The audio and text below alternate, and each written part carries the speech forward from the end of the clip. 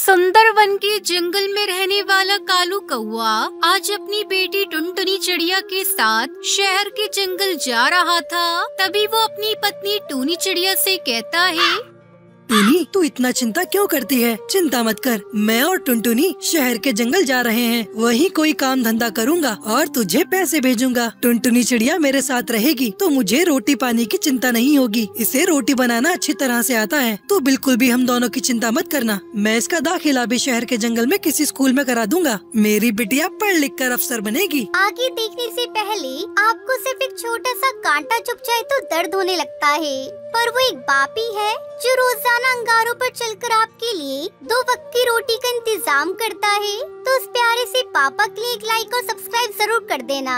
साथ ही अपने प्यारे से पापा के लिए ये वाला इमोजी जरूर सेंड। ठीक है जी, अपना और टुनटुनी चिड़िया का ध्यान रखना। मैं चिट्ठी भेजती रहूंगी और आप भी चिट्ठी भेजते रहना। दोनों बाप बेटी शहर के जंगल आ जाते हैं। पापा पापा भूख लगी है, वो देखो ना, सामने हलवाई की दुकान है। चलो पहले कुछ खा लेते हैं, मुझसे भूख बर्दाश्त नहीं हो रही है। पापा चलो ना। कालू को उस हलवाई बंटी कबूतर की दुकान पर जाता है। अरे 2 प्लेट कचौड़ी और जलेबी देना, मेरी बेटी को बहुत जोरों की भूख लगी है।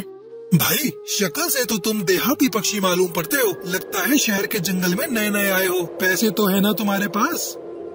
हाँ, है ना पैसे मेरे पास। ये देखिए। अरे मेरी पोटली कहाँ गई? अरे ये क्या हो गया? लगता है किसी ने मेरी पोटली चुरा ली। भैया, ये शहर का जंगल है, यहाँ तो हर जगह पर चोर उचक्के पक्षी उड़ते फिरते हैं। तुम्हें अपना पैसा संभाल कर रखना चाहिए था। लेकिन बापू, अब तो बहुत तेज भूख लगी है, अब हम क्या खाएंगे? यही तो मैं भी सोच रहा हूँ बेटी, क्या करूँ? बंटी भैया से पूछता हूँ, अगर वो मुझे उधार जलेबी कचौड़ी दे दे। बंटी भैया, क्या आप उधार में मुझे जलेबी और कचौड़ी खिला दोगे? काम करके आपके पैसे चुका दूंगा। मेरी बेटी को बहुत भूख लगी है, मैं तो भूखा रह लूंगा, पर अपनी बिटिया को भूखा कैसे रखूं? शक्ल से तो तुम बड़े सीधे दिखाई देते हो। तुम मेरी दुकान पर काम करोगे? अच्छी तनख्वाह दूंगा। मुझे एक नौकर की जरूरत है। क्या कहते हो, काम करोगे मेरी दुकान पर? हाँ भैया, शहर के जंगल तो मैं काम करने ही आया था। आपने तो मेरे मुंह की बात छीन ली। मैं आपकी दुकान में काम करूंगा, लेकिन बंटी भैया, मुझे कचौड़ी बनाना नहीं आता। आप मुझे सिखा देना, फिर मैं बहुत ईमानदारी से आपका काम कर दूंगा। ठीक है, आ जाना कल से। ऐसे ही समय गुजरने लगा। कालू को उस बंटी हलवाई की दुकान पर काम करने लगा। एक दिन बंटी कबूतर हलवाई ने कालू कौए से कहा, अरे कालू भाई, आज मेरा मन को चटपटा खाने का हो रहा है। तू ऐसा कर, यहाँ से थोड़ी दूर पर एक पक्षी पानी पूरी का ठेला लगाता है। तू वहाँ से पानी पूरी लेकर आ। ठंड में चटपटी पानी पूरी खाने का मजा ही कुछ और है।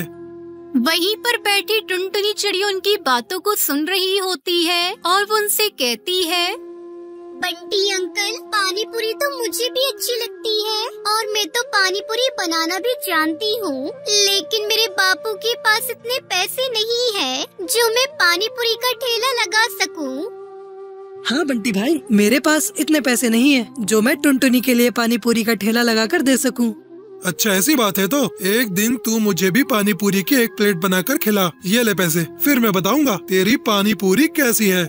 अगले दिन टुनटुनी चिड़िया बंटी कबूतर को पानी पूरी बनाकर खिलाती है। अरे बाबा टुनटुनी, इसका तो कोई जवाब नहीं। ऐसी पानी पूरी तो मैंने आज तक नहीं खाई। तू ऐसा कर, मेरी दुकान के सामने एक पानी पूरी का ठेला लगा ले। पैसे की तू चिंता मत करना, मैं तेरी मदद करूँगा।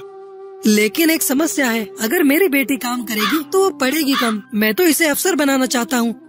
अरे बापू, मैं पढ़ाई भी कर लूंगी, पानी पूरी का ठेला भी लगा लूंगी। सुबह स्कूल जाऊंगी और शाम को स्कूल से आने के बाद मैं पानी पूरी बेचा करूंगी। आप इसकी चिंता मत करो। ठीक है बेटा, जैसी तेरी मर्जी, लेकिन मेरे लायक कोई भी काम हो तो मुझे बता देना। टुनटुनी चिड़िया ने अपने पिता और बंटी कबूतर की मदद से दुकान के आगे एक पानी पूरी का ठेला लगा लिया। आओ आओ, स्वादिष्ट पानी पूरी खाओ। ऐसी स्वादिष्ट पानी पूरी आपने कभी नहीं खाई होगी। आओ आओ, खट्टी मीठी पानी पूरी खाओ। देखते ही देखते पानी पूरी खाने वाले पक्षियों की भीड़ लग जाती है। फिर कालू को अपनी बेटी टुनटुनी चिड़िया के साथ मिलकर पानी पूरी बेचने लगा। कुछ दिन बाद टूनी चिड़िया भी शहर के जंगल आ जाती है और फिर सभी साथ में खुशी खुशी रहने लगते हैं।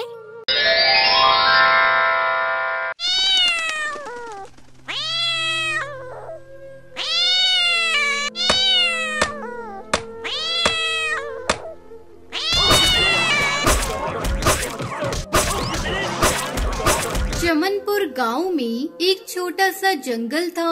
उस जंगल में टुनटुनी चिड़िया अपनी सास सुंदरी कौवी के साथ रहती थी। उसका पति एक दिन जंगल में लकड़ियाँ लेने गया था, तभी एक बिल्ली ने उसे अपना शिकार बना लिया।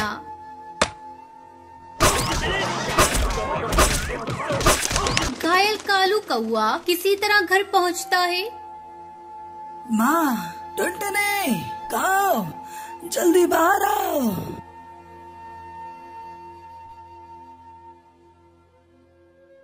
अरे क्या हुआ जी आपको? बाप रे बाप, आपके पूरे शरीर से तो खून बह रहा है। किसने आपकी ऐसी हालत कर दी? तब तक आप लोग कमेंट पे बताएं 65 - 0 कितने होते हैं? एक बिल्ली। टुनटुनी, अब मैं नहीं बचूंगा। तुम घर का और माँ का ख्याल रखना। सुनहरी, मेरी बच्ची, मेरे पास आ। मैं तुझे आखिरी बार प्यार करना चाहता हूँ। टुनटुनी, मेरी बच्ची को खूब पढ़ाना। इतना कहते कहते कालू कौआ अपने प्राण त्याग देता है। ये सब क्या हो गया जी? अब मैं आपके बगैर कैसे जीऊंगी? पापा, पापा उठो ना पापा, मुझसे बात करो ना। क्या हुआ आपको? सुनहरी, मेरी बच्ची, अब तेरे पापा कभी नहीं उठेंगे। वो हमें छोड़कर चले गए। टुनटुनी दहाड़े मारकर रोई जा रही थी, तभी गुस्से में सुंदरी कौवी वहाँ आती है। अरे करमजली, मेरे बेटे को खा गई और अब रोने का नाटक कर रही है। तू मेरे बेटे को खा गई है। तू मनूस है, मनूस। जिस दिन तूने इस घर में कदम रखा, अपने ससुर को खा गई और अब मेरे बेटे को। तू डायन है, डायन। निकल जा मेरे घर से। अरे समधन जी, ये बेचारी कहाँ जाएगी? इसने अपने पति को खो दिया और आप इसे घर से निकाल रही हैं। मैं भी आपके आगे हाथ जोड़ रही हूँ। अब मेरा बेटा नहीं रहा, मैं आपके आगे हाथ जोड़ती हूँ। ले जाइए इसे और इसकी बेटी को, नहीं तो ये डायन एक दिन मुझे भी खा जाएगी। मेरा बेटा मर गया, अब इसका इस घर से कोई नाता नहीं। अभी 2 दिन पहले ही टुनटुनी की माँ उससे मिलने के लिए उसके पास आई थी। चल बेटी चल, वो घर भी तो तेरा अपना ही है। जहाँ तेरी इज्जत नहीं, वहाँ रहने से क्या फायदा।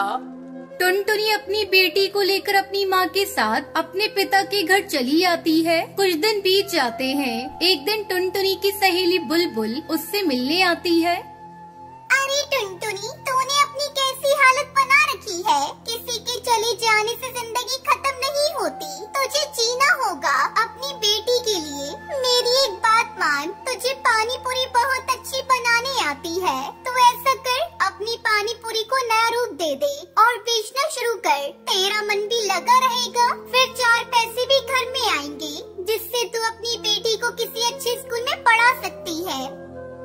बुलबुल की बातों ने टुनटुनी पर गहरा असर डाला। वो कुछ ही दिनों बाद अपनी रंग बिरंगी पानी पूरी बनाकर बेचना शुरू कर देती है।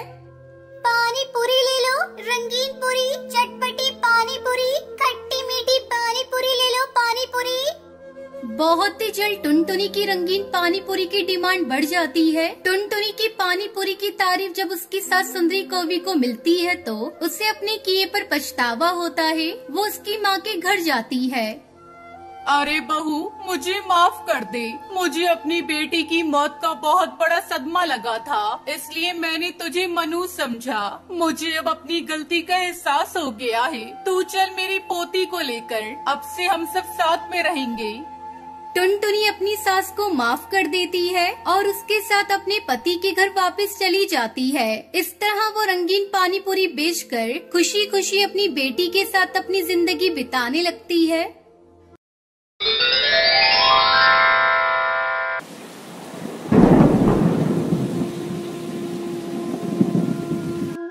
केरला के जंगल में टुनटुनी चिड़िया अपने पति बंटी कबूतर और बेटी पिंकी और एक बेटे गोलू के साथ जंगल में रहती थी। टुनटुनी चिड़िया बंटी कबूतर खेती करके अपना गुजारा करते थे।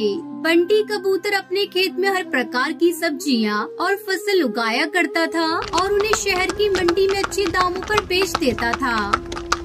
अजी सुनते हो जी, इस बार धान की फसल तो बहुत अच्छी हुई है। जल्द से जल्द इसे शहर ले जाकर बेच दो। बारिश का क्या भरोसा, बिन मौसम भी बारिश होने लगती है। तुम ठीक कहती हो, जल्द ही मैं अपनी फसल को ले जाकर शहर की मंडी में बेच दूंगा। तुम चिंता मत करो, बस बच्चों पर ध्यान दो। तब तक आप लोग कमेंट पे बताएं 39 + 25 कितने होते हैं। और उसका पति धान की फसल काट कर खेत में ही छोड़ देता है और खाली खेत में सब्जियों की बुआई करने लगता है। इसी तरह कुछ दिन गुजर जाते हैं। एक दिन गांव का कालू किसान उनके पास आता है। बंटी, अरे ओ बंटी, कहाँ हो भाई? जल्दी घोंसले से बाहर आओ, मुझे तुमसे जरूरी बात करनी है। क्या बात है कालू भाई, कौन सा जरूरी काम है? बताओ, मैं उसे पूरा करने की कोशिश करूँगा। बंटी भाई, बस आपसे यही कहना था, अपनी फसल के साथ मेरी भी फसल शहर में बेच देना। ठीक है कालू भाई, मैं 1-2 दिन में अपनी फसल बेचने जाऊंगा तो तुम्हारी भी फसल बेच दूंगा। कालू को वो वहाँ से जाने लगता है। तभी टुनटुनी वहाँ आ जाती है और कालू से कहती है, अरे कालू भैया बैठिए, मैं अभी आपको ठंडा ठंडा तरबूज का शरबत पिलाती हूँ। गर्मी बहुत है। नहीं बहन, फिर कभी आकर शरबत पीऊंगा। ऐसा कहकर कालू किसान वहाँ से चला जाता है। रात को जब सभी सो रहे थे तभी अचानक बिजली कड़कने लगती है और बारिश शुरू हो जाती है। अब क्या होगा जी, हमारी सारी फसल खेत में पड़ी है, सब भीग जाएगी। अरे पगली, तू चिंता मत कर, अभी बारिश रुक जाएगी। देख, बादल जा रहे हैं। दोनों पति पत्नी काफी देर तक बारिश रुकने का इंतजार करते हैं, लेकिन बारिश होती ही जा रही थी। रात भर जोरों से बारिश होती रही। सुबह जब बारिश रुकी तो बंटी कबूतर टुनटुनी चिड़िया अपने खेत पर जाते हैं। वहाँ का नजारा देखकर दोनों पति पत्नी जोर जोर से रोने लगते हैं। सारे खेत में पानी भर गया था और उनकी फसल पूरी तरह से पानी में डूब चुकी थी।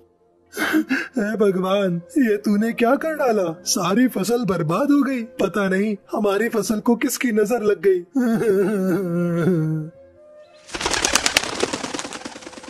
मम्मी, पापा, जल्दी घर चलो, हमारा घर टूट गया और गोलू उसके अंदर दब गया है। मैं किसी तरह अपने आप को बचा पाई हूँ। भगवान के आगे किसी की नहीं चलती, हम कर भी क्या सकते हैं। चल कर बेटे गोलू को देखते हैं। तीनों जब तक घर पहुंचते हैं तो उनका बेटा गोलू भगवान को प्यारा हो गया था। हे भगवान, ये सारी आपदा तुझे हमें ही देनी थी। एक तो हमारी सारी फसल तूने खराब कर दी और ऊपर से मेरा बच्चा मुझसे छीन लिया। ऐसा क्यों किया भगवान? मेरा बेटा गोलू। बंटी कबूतर टुनटुनी को चुप कराता है और वही पत्थर के किनारे कुछ लकड़ियां जलाकर आग जलाता है और कुछ दिन बारिश के मौसम में वही गुजारते हैं। फिर कुछ दिनों में जंगल का पानी उतर जाता है। टुनटुनी चिड़िया अपनी कलेजी पे पत्थर रखकर फिर से अपना नया घोंसला एक डाल पर बनाती है और अपने बेटे के गम को भूलकर किसी तरह अपने परिवार के साथ रहने की कोशिश करने लगती है।